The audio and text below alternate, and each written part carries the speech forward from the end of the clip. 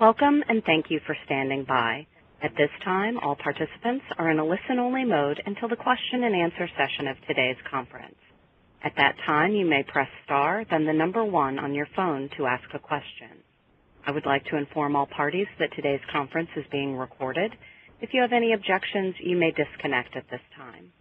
I would now like to turn the conference over to Dr. Seski Aral. Thank you. You may begin. Thank you. Good afternoon. Thank you for being here. Welcome to the first 2016 Division of STD Prevention and American Sexually Transmitted Disease Association Prevention Science Series lecture. It gives me tremendous pleasure to introduce to you a colleague, a friend, someone who probably is going to be a friend and colleague for each one of you into the future. It's Dr. Rupert Cole from the University of Toronto. Rupert has been dual trained in infectious diseases, so he's an infectious disease expert and has a PhD in immunology. His research has focused on HIV and mostly the interaction between genital infections and mucosal immunology. He holds an endowed chair in HIV research at the University of Toronto, and he's the head of the Infectious Disease Division at the University of Toronto. Now, what am I forgetting? I think many of you have met him this morning. All I can say is he's brilliant, and I'm looking forward to listening to him, and I'm sure you all are going to enjoy it. It's all yours, Rupert.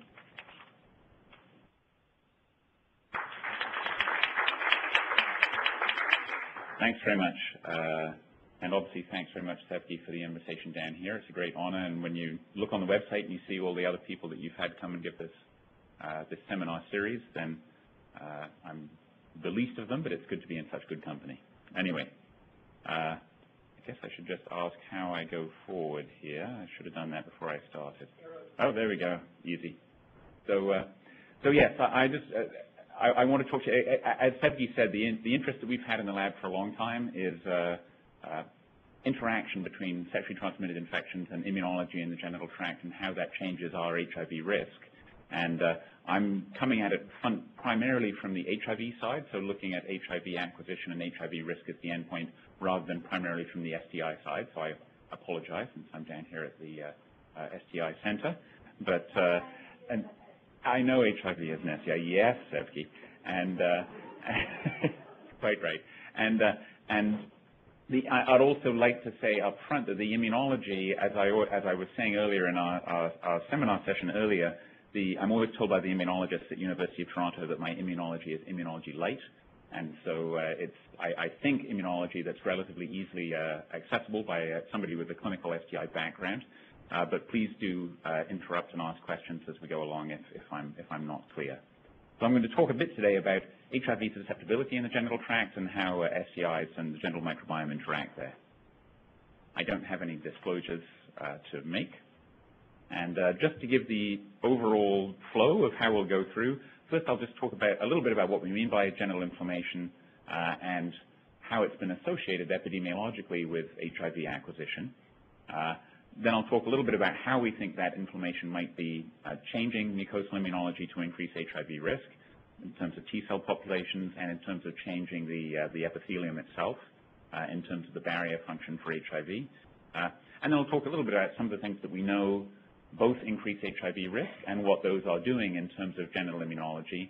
And at the end, some of the disappointments and some of the barriers to translate that knowledge into good interventions that we can use to reduce HIV risk. I think an important caveat, and again, it came up thank you very much for taking me out to dinner last night, Seski, and also to Ellen and Kyle, but it came up in the discussion that, again, antiretrovirals, I think, really do trump anything that I'll be talking about today. So I'm talking about the impact of genital immunology on HIV risk. If the HIV-infected partner is taking therapy and their viral load is well suppressed, if the HIV-uninfected partner is taking antiretroviral therapy in the context of PrEP and doing so appropriately, I think it's very likely that those antiretrovirals are going to trump any of the risks I'm talking about today. And that has implications, I think, for how we might perform trials that are necessary to take some of this work forward, knowing that those antiretrovirals work very well. But clearly those antiretrovirals are not going to be available for everybody in the world, and much of the HIV transmission that happens is not going to be within core populations where we're targeting PrEP or these other interventions. So just to very quickly show you a cartoon from Tony Fauci's group looking at HIV transmission at a generic mucosa. It looks like the gut mucosa here. And just a reminder that, again, we really don't know even whether infected cells or free virus are more important in terms of transmission, so there are some clear gaps in our knowledge. Dendritic cells may play a role, and there's different populations of dendritic cells at different sites depending on where somebody's being exposed to HIV. Dendritic cells may play a role in bringing that virus and focusing that virus on target cells in the mucosa, but we think that a CD4 T cell, particularly an activated CD4 T cell in the mucosa, are the key target cells in terms of HIV acquisition.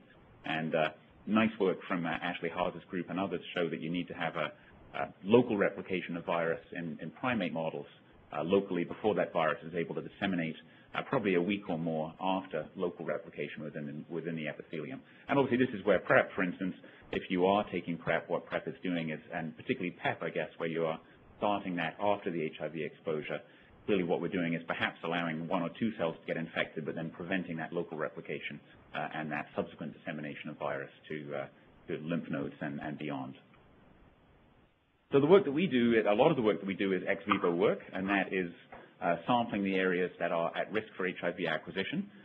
So I won't be talking as much about the colon work, the rectal immunology work that we do, which is very much focused on immunopathogenesis of HIV in the context of somebody who's already HIV infected. But I'll be focusing more on our work in the foreskin, and here is a foreskin tissue sample at one of the circumcision sites that we work with in Uganda in a Petri dish here, and cervical cytobrush-derived cells, although some of the work that we do uses other cervical sampling as well. So what is inflammation first? And again, I think it's when you're in medical school, you learn about rubor, tumor, dolor, and calor. So those from a book published back. Sorry, I was going to make a bad joke about Sevgi there, but I won't say anything about how long Sevgi has been working here at the CDC, but probably I think this was published around year 0, so probably even before Sevgi was working at the CDC. So, classically, this is a rubor, i.e. erythema, tumor, swelling, dolor, pain, and which is calor. Now I'm heat. Yes, there's a Latin scholar in the back, and heat. But clearly, and it reminds me that when I come up here, I never know what temperature it is either, because this is written by Celsius, and the degrees that I'm used to are Celsius. So even last night, I was having a debate about what temperature it was, and not understanding Fahrenheit. So having said that, much of the inflammation that we know is important in terms of HIV acquisition is not clinically apparent. So it happens in the absence of heat, it happens in the absence of swelling, it happens in the absence of erythema. And we can still have local cells that are producing soluble factors. So these are generally dendritic cells or epithelial cells that produce the prototypic pro-inflammatory cytokines, interleukin-1, alpha, and beta, that drive fever as a response to infection, also that drive cell recruitment, and then interleukin-8 that brings neutrophils as a classic prototypic inflammatory response. So, and we know that mucosal inflammation is associated with HIV risk in women. Those were the first studies that were done. Joanne Passmore had a great study last year looking in the context of the Caprisa microbicide trial, the tenofovir microbicide trial, at 116 women. I'll show you a little bit of data on the next slide, but showing very clearly that elevated pro-inflammatory cytokines in the genital tract were associated with increased HIV risk. And some work that we had done a little bit before, looking at back in 2009, looking within a similar-ish cohort of high-risk women in Kenya, had shown that the presence at baseline of antimicrobial peptides, not the classical prototypic inflammatory cytokines, but other antimicrobial peptides were also associated with increased HIV risk. I'll just show you a little bit of data from those two.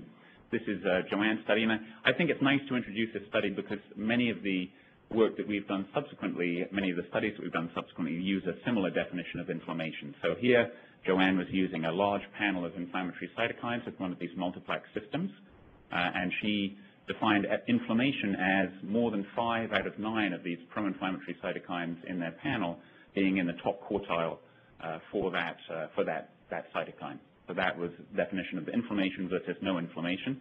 And one of the things you see right off the bat is that inflammation was common overall in the cohort, and it was substantially increased in the context of women who went on to acquire HIV versus those who were HIV uninfected controls.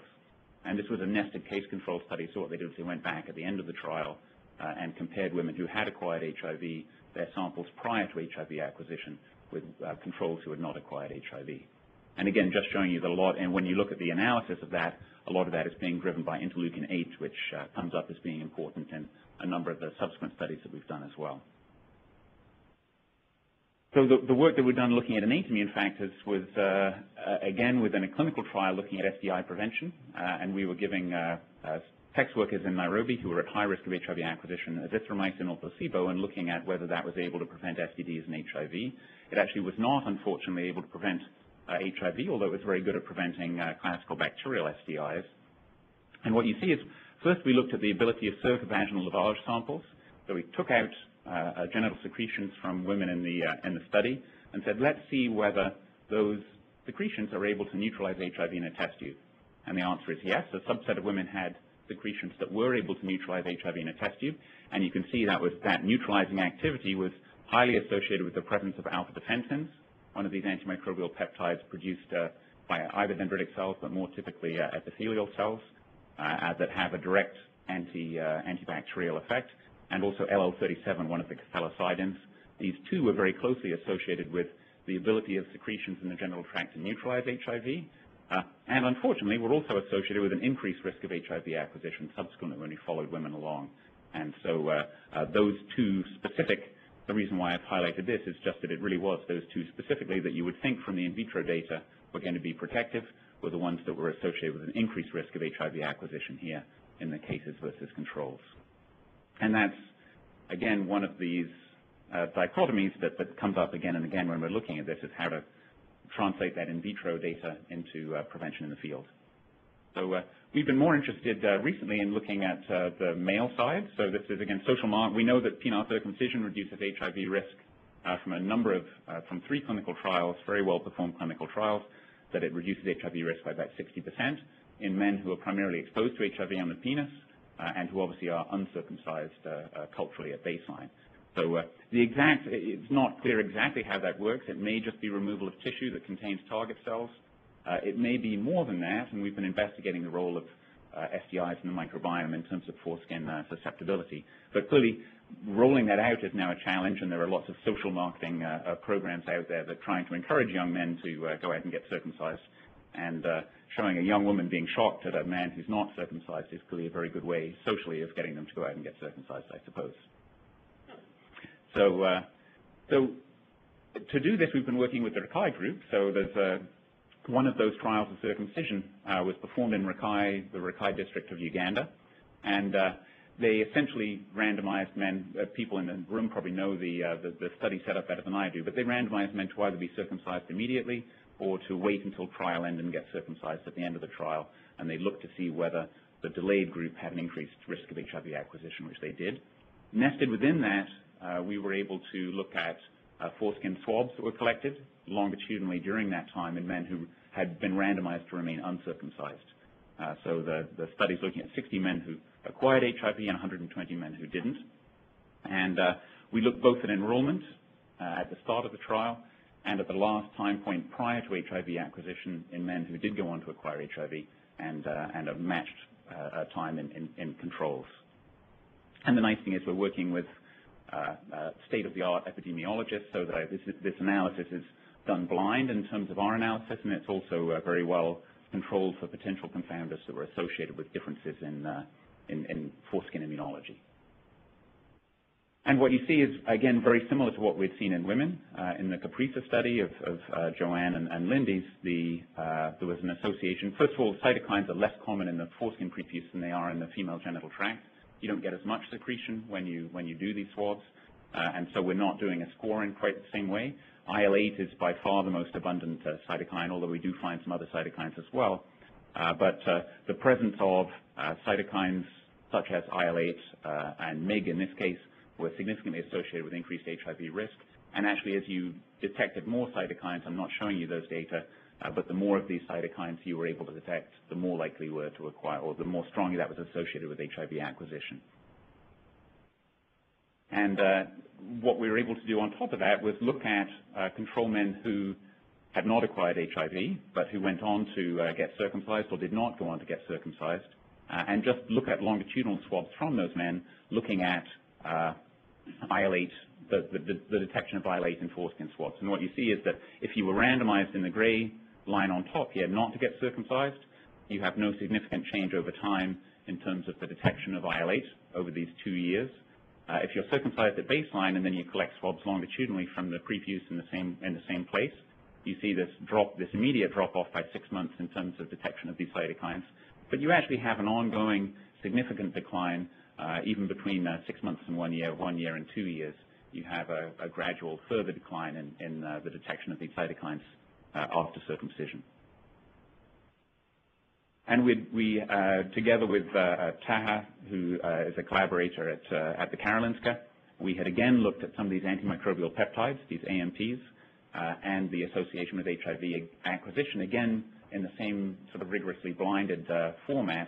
And what you see is, again, really the same things that we'd seen with very similar risk ratios in terms of the association with HNP1 to 3 of the alpha defensins, LO37, the cathelicidins, not significant, but the same trend, and SLIPI, one of the antiproteases, were all antimicrobial peptides that were associated with an increased risk of HIV acquisition, the presence of these and the level of these in foreskin swabs.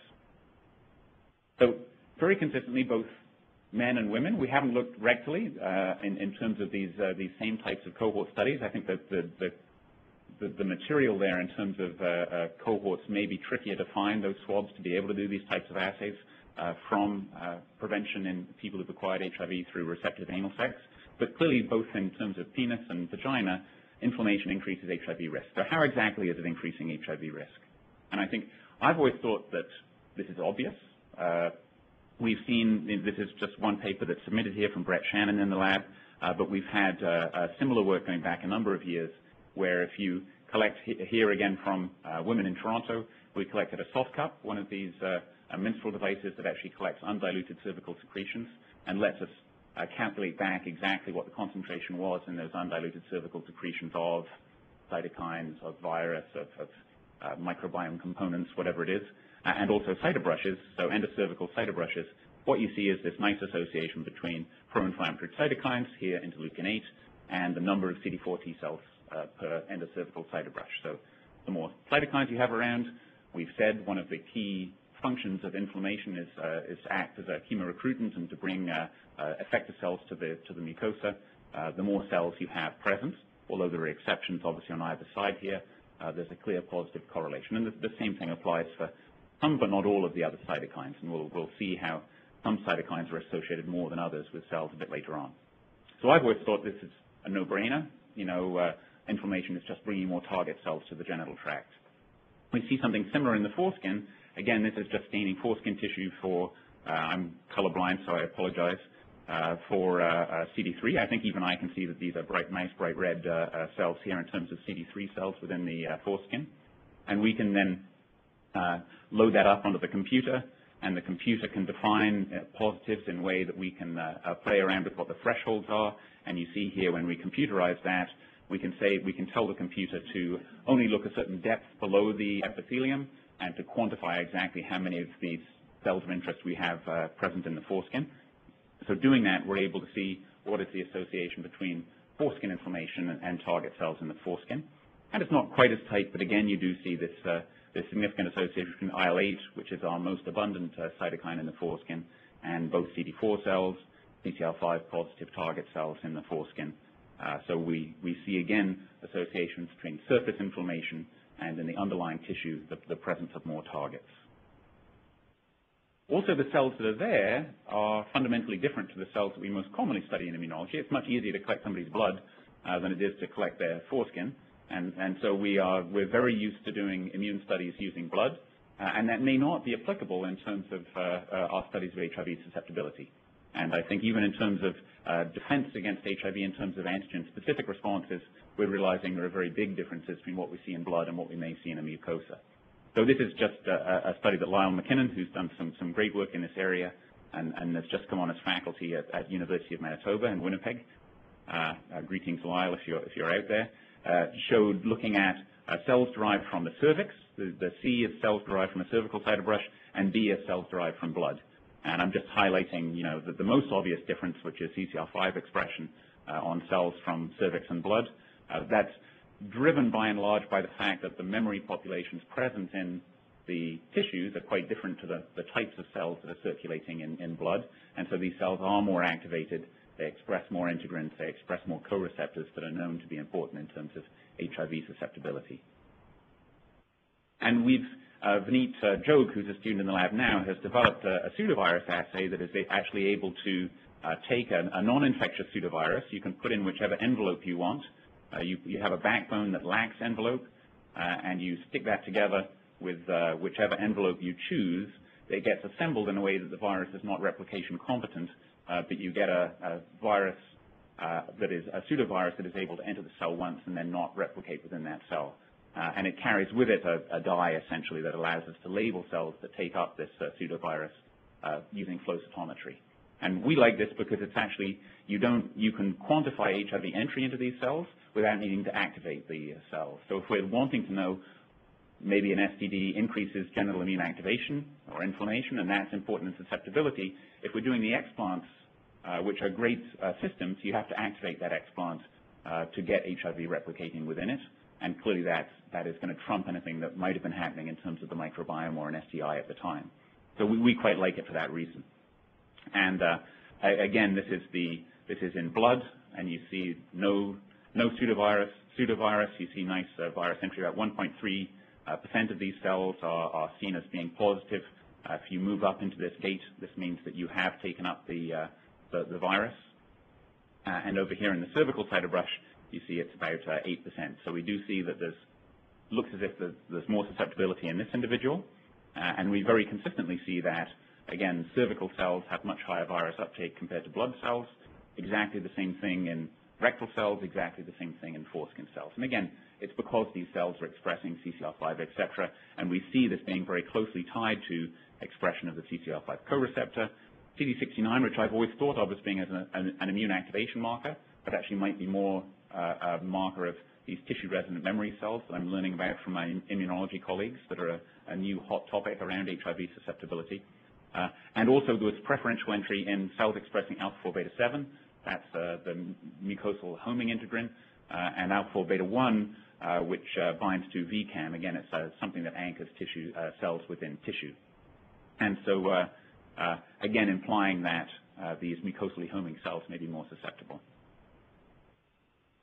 Oh, sorry, and I forgot to say on this last one of the nice things that we saw here, although it hasn't been necessarily as tight in some of the subsequent work that we've done, is that if you look at within an individual HIV entry in their blood CD4 T cells using the pseudovirus assay, it does map quite nicely with HIV entry within that same person's cervical cells, implying that it's possible that blood might be able to be a surrogate for genital tract susceptibility. And we're looking at that a little bit more right now in some other contexts.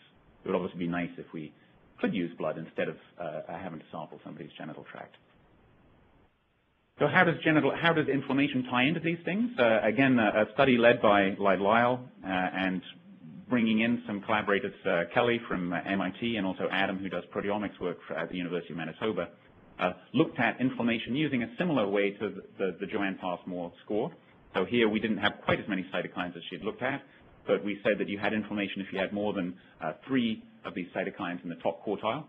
And we then, together with those cytokine studies, looked at what cells were present and some proteomics, looking at what's going on in the proteome of that woman. And the most obvious thing, again, is that women with inflammation have a substantial increase in the number of CD4 T cells in that cytobrush compared to women with no inflammation, as we've seen before.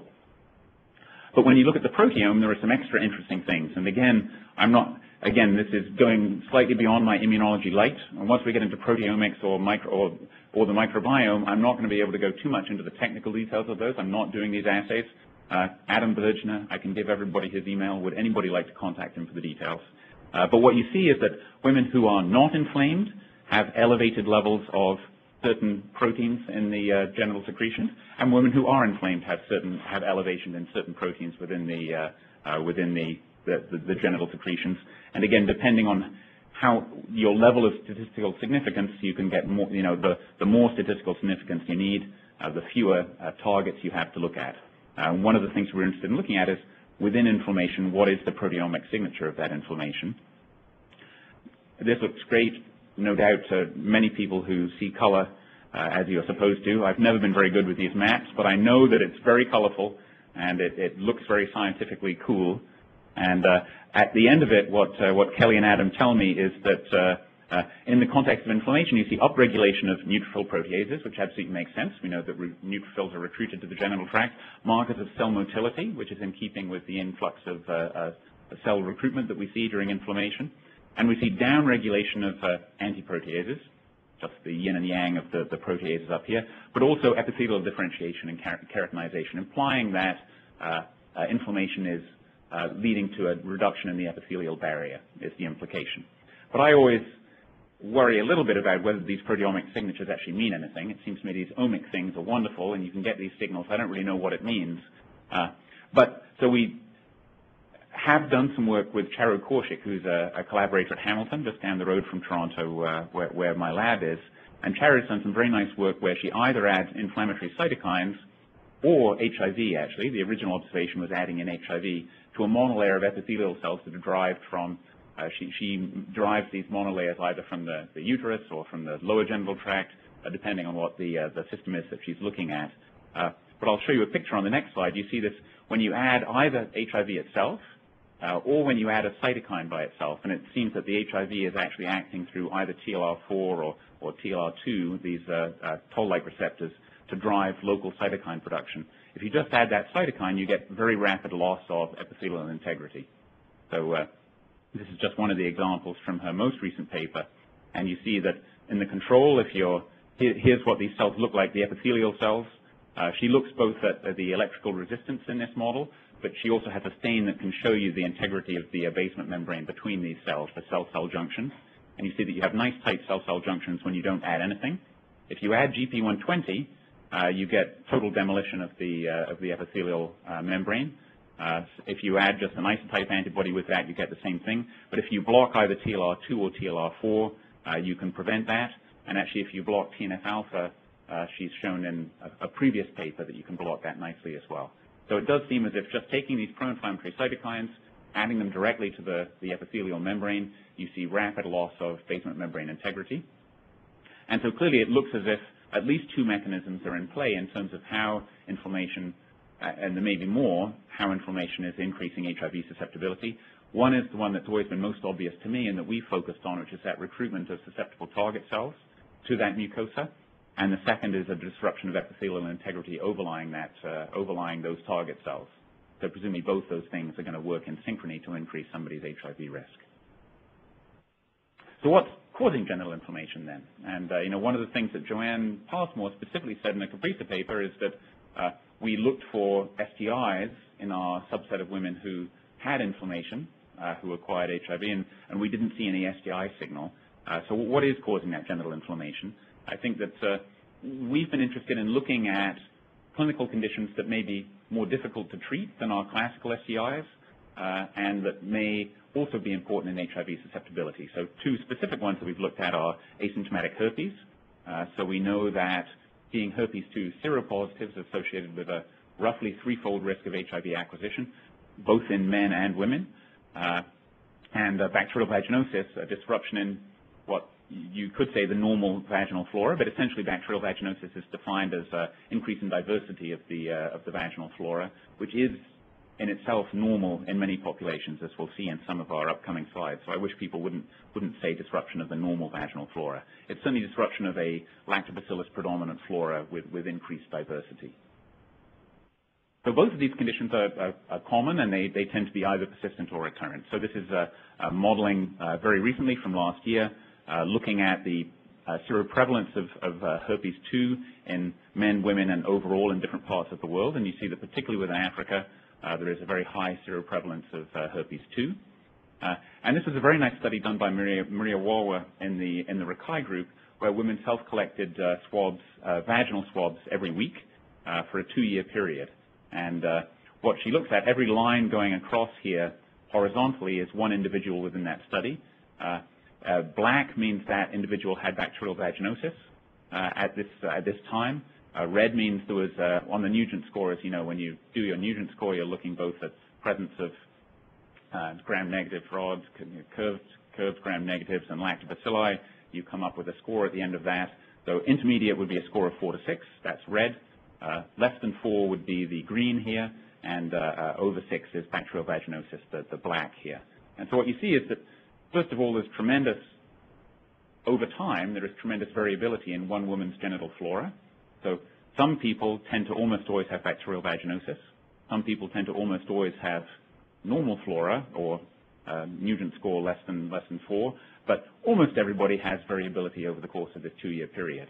And many people are evenly distributed almost as you look forward over time. So clearly, and we know from treatment studies that there's a very strong predilection for bacterial vaginosis to reoccur after treatment of symptomatic bacterial vaginosis. So Scott McClelland, who has run a cohort of high-risk women in Mombasa, Kenya for a long time now, came out with an interesting paper last year just looking at what the population attributable risk was for HIV acquisition among that sex worker cohort in Mombasa over a long period of time. It goes back to 1993. And what you see is that very consistently over time, again, we have different conditions here going along the x-axis and different time periods, 93 to 97, the most recent 2008 to 2012. What you see is that very consistently herpes, seroprevalent herpes, a little bit of incident herpes, but generally prevalent herpes, and bacterial vaginosis or intermediate flora are by far the biggest contributors to HIV acquisition within that particular community. And that's the nicest data I've seen showing that these really are the two most important things, even in a group that we would think of as being at particular risk for classical bacterial STIs. It seems to be these two genital conditions that are most important in terms of HIV acquisition. So if you look at asymptomatic herpes, we've been lucky to be able to work with the African and Caribbean community in Toronto, where HIV prevention is an urgent community priority. So we've been working with the community there. And the first study that we had looked at, the first study that we did with the community just looked at epidemiology of these conditions within African and Caribbean women in Toronto. And what you see is that in HIV-negative women, there are very high herpes 2 seroprevalence rates, as there are with similar data from the NHANES, and you guys make those data, right? So I'm preaching to the converted. But the prevalence was 47% in our HIV-negative women within that study. If we take out blood and genital tract cytobrushes from those women, what you see is, first of all, in blood, there is increased expression on CD4 T cells of this alpha-4 beta-7. That's what we think of as being a mucosal homing marker. So we think that cells expressing this integrin are on their way to a mucosa, be that the genital mucosa, or classically the gut mucosa, but it does seem to target both of those through MADCAM. And we know that these alpha-4 beta-7 positive cells are more activated and express more CCR5. That was Lyle's work from earlier. So first of all, we see, yes, there's quite a substantial increase in expression of this homing marker in women who are herpes seropositive, asymptomatic in terms of their herpes. And if you then look in the genital tract, in keeping with that, in the genital tract, as I say, I'm confused these days whether I'm allowed to call CD69 an activation marker. So here we're looking at a combination of CD38 and HLA-DR, which is a marker for chronic activation that we very often use in our HIV studies. So you see again the dark dots are women who are herpes 2 seropositive. The hollow dots are HSV2 seronegative. A substantial increase in the number of activated cells and also the proportion of activated cells in the genital tract. We saw similar things with CCR5, HIV co-receptor, etc. Interestingly, we don't see any association with vaginal cytokines. So in the context of this asymptomatic herpes, we and a number of other groups have not been able to see any cytokine signature. Doesn't seem to be associated with pro-inflammatory cytokines. But if you look in the mucosa, there are very clear, consistent differences, at least in the studies that we've done looking at these target cell populations. What about the vaginal microbiota? And again, we're very lucky to be working now with Jacques Ravel, who is an expert on the vaginal microbiome. And the first paper that he had that's down here, this PNAS paper in 2011, showed that there were clear differences in the vaginal microbiome depending on ethnic groups in the U.S. It was a U.S.-based study, but African and Caribbean women within the U.S. had a predominance of 2 community state types. And again, this is where I'm saying this is microbiome light. Please don't ask me on the nuances of how these 16F assays are done, but essentially the computer sorts, based on the microbiome that it sees, it sorts your population into different groups, and he very consistently sees that people sort into 5 groups based on their vaginal microbiome. 4 of those are based on lactobacilli, one of which we didn't see and is very uncommon, particularly in the African and Caribbean community in both the U.S. and Canada, and that's Jensenii. But 1 is Crispatus, 2 is Gasseri, 3 is actually 4 is our diversity group, and 3 is Inez. That's right. So, and Jacques' original work had shown some nice movement, showing that people can move back and forth if you follow a woman prospectively between the Inez predominant microbiome and the diversity predominant microbiome much more than 1 and 2. So if you have a microbiome that's predominated by Crispatus or Jensenii or Gasseri, you don't tend to move into this group 4, this diversity group. But if you have this Inez predominant microbiome, you do. And again, the breakdown of the microbiome community state types that we see in our study cohort here was very similar to what is seen in African and Caribbean women in the U.S. That's relevant because when you look at inflammation, and again, we defined inflammation in exactly the same way that we had in that previous study, you see that within community state types 1 and 2, that's the Crispatus and the Gasseri predominant women, we see no inflammation. In the Inez group, you see a little bit of inflammation, and really the inflammation is concentrated in the women with the diversity microbiome, the CST4.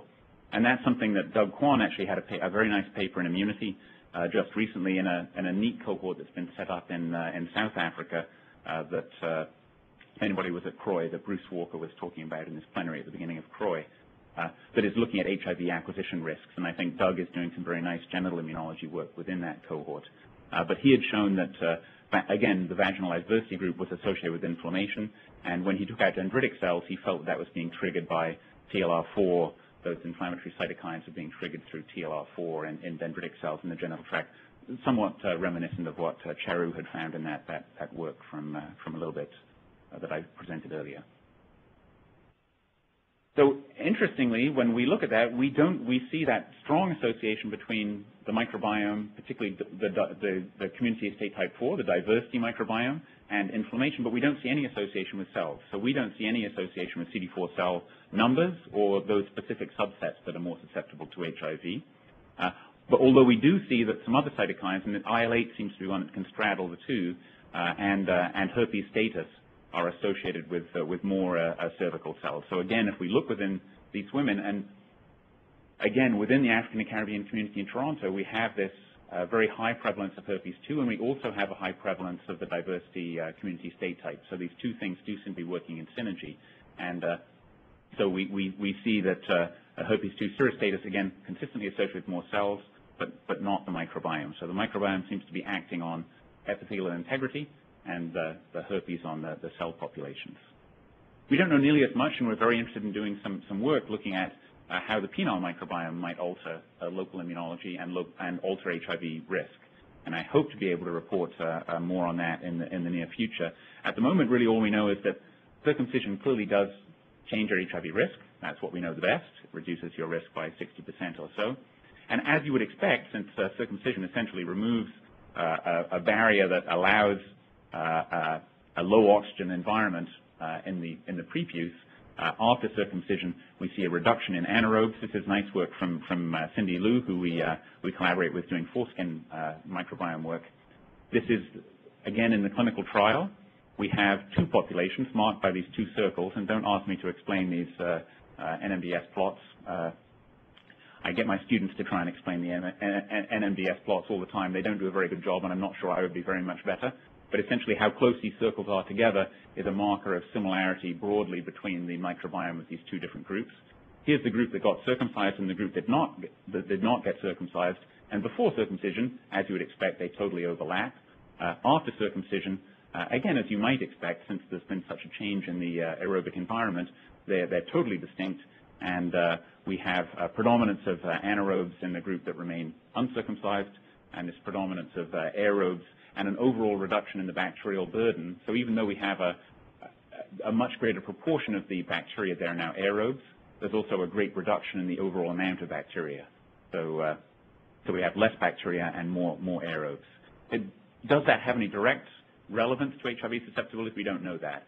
And obviously the way that we would do that is to look at people who remain uncircumcised and see whether that microbiome is associated with HIV acquisition risk in that group. And that's what we're hoping to do. So how can we reduce mucosal inflammation? This is the tricky thing, right? So we know that this is work that Lucy, but I think the very first time I was meeting Sevgi, probably, I was talking about this work. So Lucy was a student in the lab who hadn't quite published this yet, but will be publishing it any minute, I'm sure. And this is work in an STD clinic in Toronto showing that if you compare the number of CD4 T cells, you collect a cytorush from women in an STD clinic. CNT is control women. These are women with no STI. This is STI baseline is women with either trick, gonorrhea, or chlamydia at enrollment, and I think we had about 40 women in that group. And 2 weeks post-treatment is 2 weeks after appropriate treatment, and 12 weeks post-treatment is 12 weeks after appropriate treatment. Both of these in the subset that follow up and in the people who have not reacquired an infection in the meantime. So the numbers down here are quite a bit smaller than the numbers over here. But you see this steady decrease in time, over time in the number of CD4 T cells, and also if you look in a subset of pro-inflammatory cytokines, IL-1 is shown here, you see this, again, nice reduction quite promptly to baseline in terms of pro-inflammatory cytokines. Interestingly, and again, if we get this put together and put out, you'll be able to see more detail, but some of the chemoattractant chemokines that might be expected to bring cells don't come down nearly so efficiently. So these pro-inflammatory cytokines come down quite quickly. Some of the other chemokines actually hang around for much longer after you treat STDs. So what would be the interventions that you would imagine might help? So standard herpes 2 suppressive therapy. This is taken from our Canadian STD guidelines.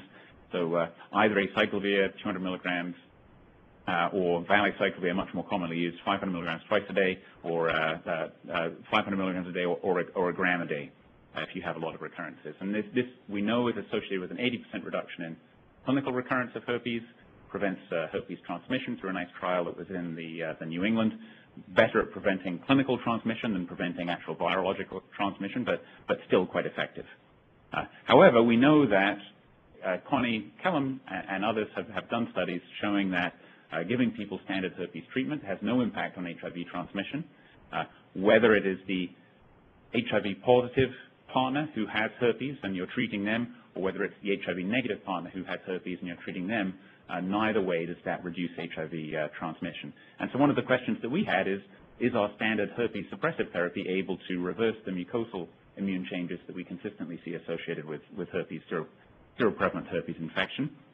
And so TJ was a student in the lab who took this on, and he did a crossover, randomized placebo-controlled crossover trial looking at either giving placebo or valacyclovir, having a washout period, and then following up and collecting at multiple time points our standard genital tract immune parameters. And what you see is that there's no impact at all of valacyclovir above and beyond placebo, either in our primary endpoint, which was the overall CD4 T cell number, or in our secondary endpoints, we actually saw a significant increase in CD69 expression and a trend to an increase in CCR5 expression in the group in women while they were on valacyclovir compared to being on placebo. So certainly no suggestion of a reduction in those parameters either, and no change in cytokines, which isn't necessarily all that surprising. Again, if you look at the data that are out there, this is from Larry Corey's group, there was some very nice data saying that if you sample within the same person, if you sample a herpes ulcer and a control area of skin in the same genital area, you have a much increase in the density of CD4 T cells at the time you have that ulcer, and it hangs around for a long time after that ulcer has healed. So up to 8 weeks afterwards, you still have this substantial increase in CD4 T cells compared to the control skin. And we know that even if you give, again, there were nice studies from Anna Wall's group saying that if you give up to 3 grams a day of valacyclovir, you still see herpes reactivation at least a day a month.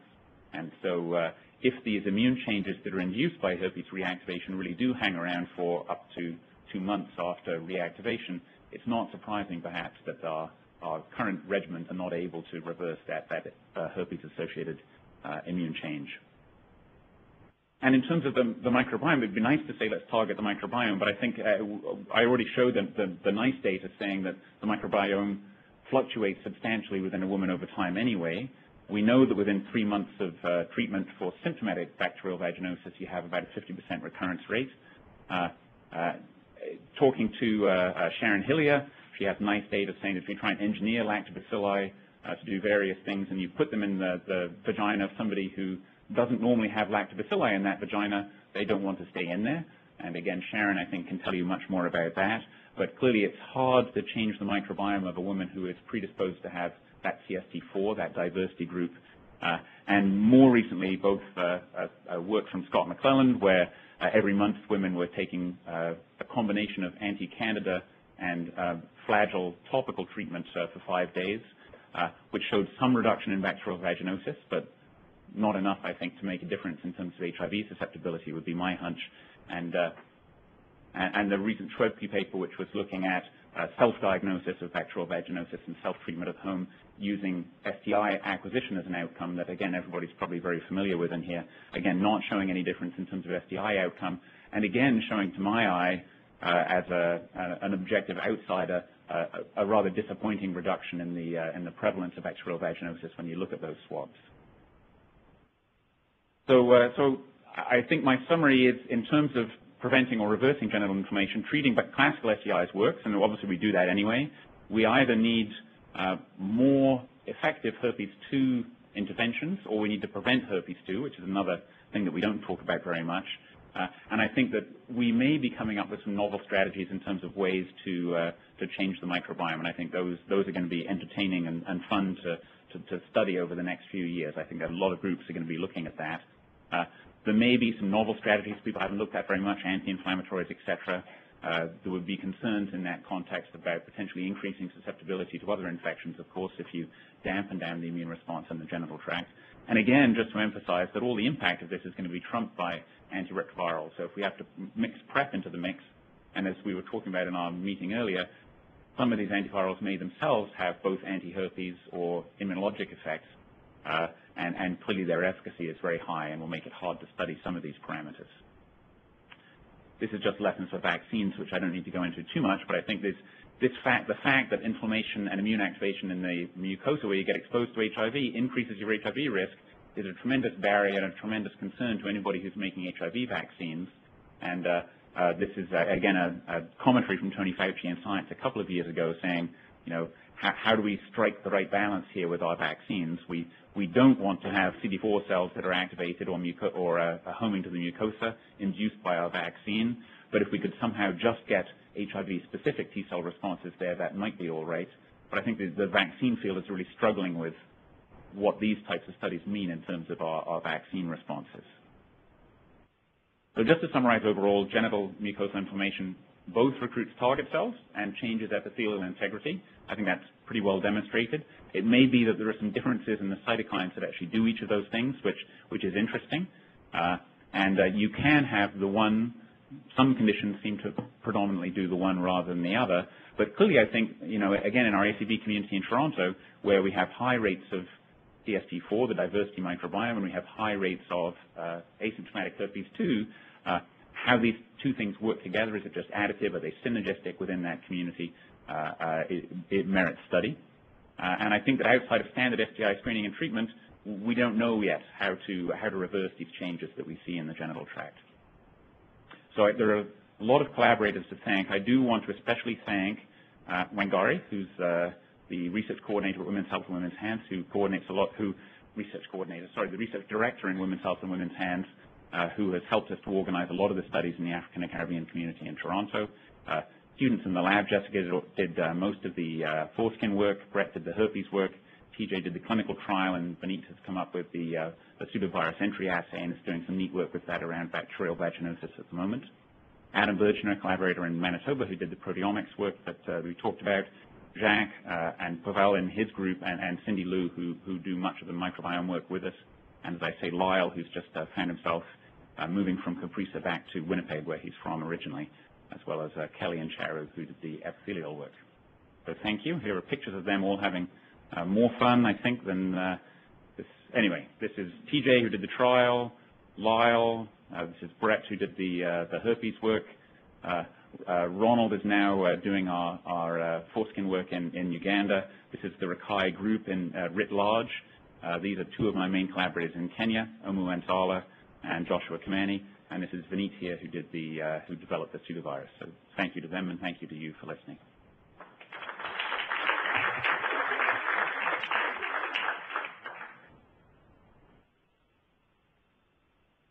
I have no idea how these questions work here, Seppi, but I'm certainly open to any questions from inside the room.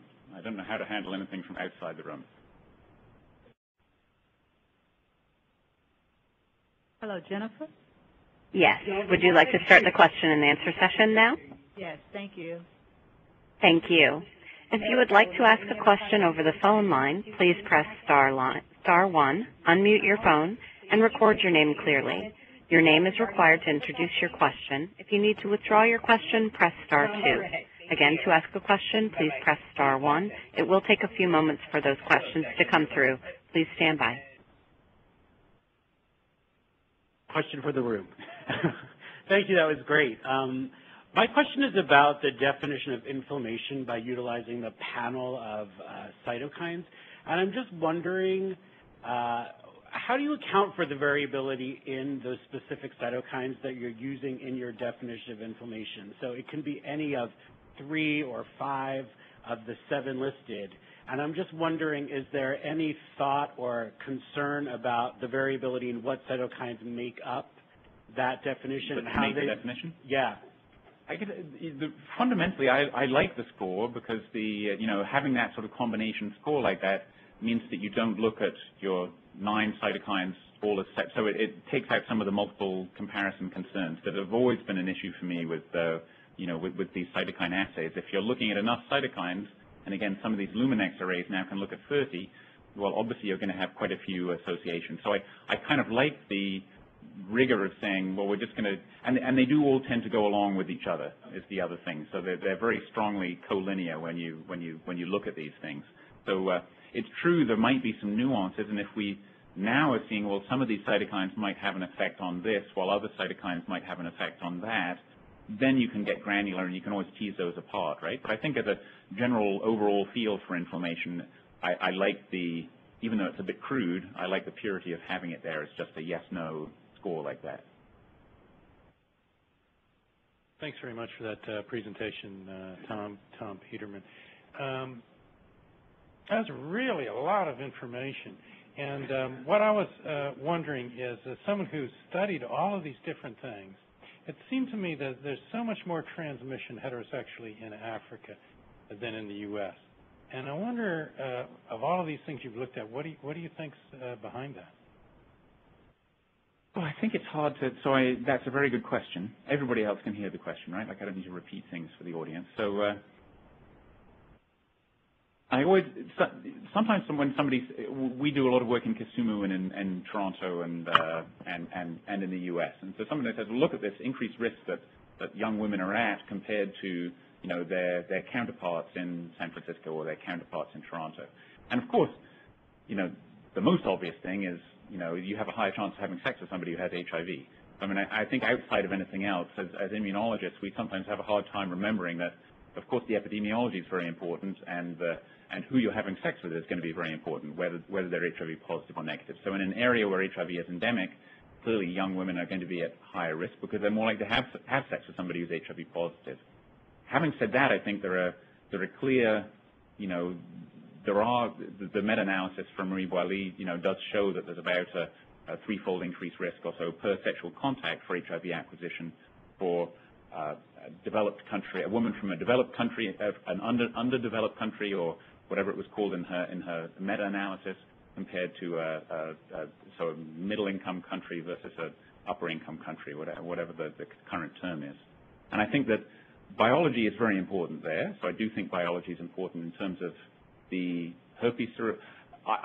What I find so neat is this intersection between the change in the microbiome and the herpes seroprevalence. So I think the fact that you have things that seem to be acting, at least from our initial work, quite differently on the mucosal barrier, the microbiome acting specifically on the epithelial barrier, causing inflammation and damaging integrity, the herpes acting on target cell populations under that barrier, says to me that if you combine those two things together, which is much more likely either in our African Caribbean communities in North America or in women living in Africa, that's going to be synergistic in terms of increasing somebody's HIV risk. And so I think, biologically, that's what holds the most plausibility for me. There may be other causes of inflammation that fall outside of those two things, and I think that merits a little bit more investigation. And clearly, there's a whole aspect of the culture and the culture of sexuality that I'm not an expert on at all, that can be quite different within different communities and different parts of the world, and that I'm not even going to go into. But I think that clearly, for instance, if we think that younger women are more susceptible to HIV due to differences in genital tract immunology, and there is some data to that case, not that we've generated, and the pattern of sexual behavior for younger women in terms of the age and HIV prevalence of the people they're having sex with seems to be quite different in different parts of the world. Again, I'm not an expert on that, but that's clearly going to have an impact on your risk as an adolescent woman.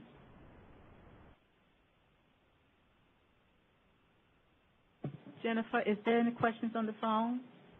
There are no questions in the queue at this time. Thank you. Hey there, I'm Bill Pearson. Thanks very much for your presentation. This may sound slightly tangential to your presentation and maybe somewhat ignorant, but throughout your presentation you gave this whole panel of cytokines, and what kept going through my mind was inflammation, systemic inflammation. What about C-reactive protein? And I know that there's a body of literature on C-reactive protein and how that relates to HIV progression. I'm wondering, is there any work being done on, say, the link between heart disease and STD susceptibility? That's an interesting question. In general, when we look certainly at cytokines, I'm talking about, I don't know about looking in genital tract at C-reactive protein and things. I forget now where C-reactive protein actually is generated. I don't know, would we be able to find it in the genital tract? But so we don't see a tie-in. The genital tract seems to be quite independent of what's going on in blood.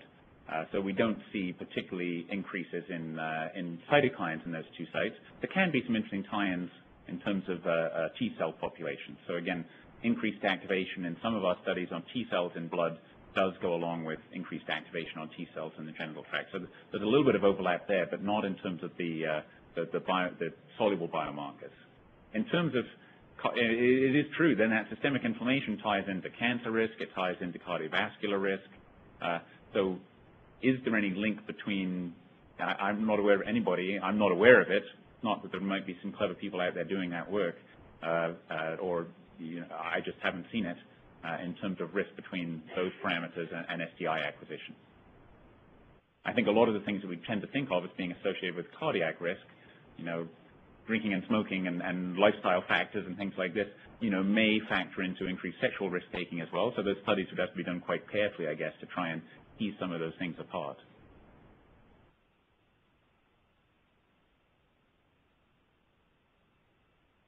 Okay, well, thank you.